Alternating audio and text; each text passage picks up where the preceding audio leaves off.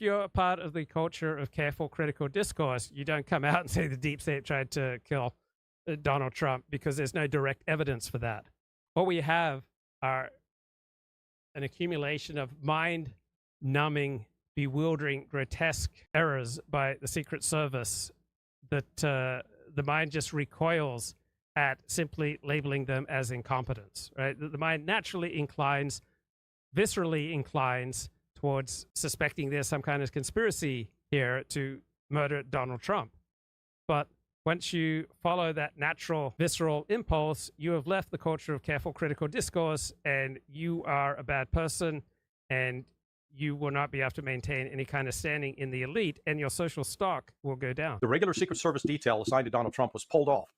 And it was pulled off because they were said, hey, you guys are tired, take a vacation. Excuse me.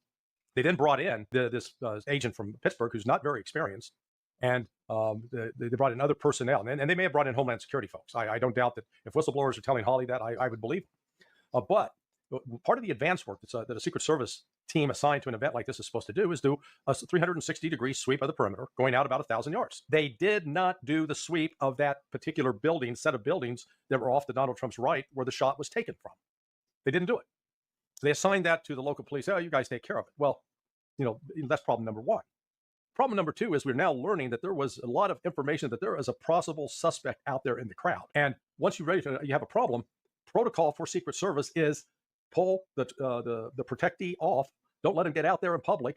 Right. So if you say this was a conspiracy by the deep state, you cannot be part of the elite. Charles Murray, it's quoted in Ronnie Goldman's book, the culture of the new upper class carries with it an unmistakable whiff of we're better than the rabble mentality.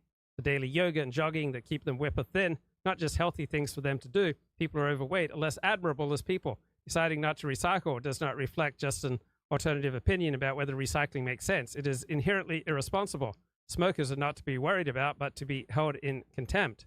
Right? If you chug a cheap domestic beer at a NASCAR track or a monster truck competition, right?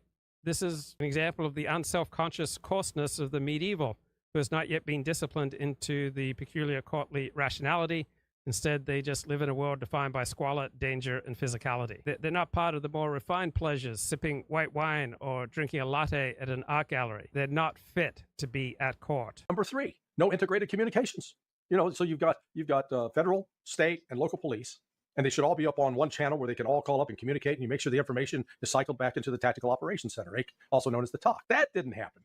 Then how do you know who's friend and who's foe? Well, even in the war in Ukraine, we watch the Ukrainians are wearing blue armbands. They tie a blue ribbon around one of their arms, and the Russians tie a white ribbon around their arms. Why? So you make sure you don't shoot your buddies. Well, how do you know out in that environment that you're not, one of the questions that was raised, the possibility they were confused on whether this kid was a part of the local police.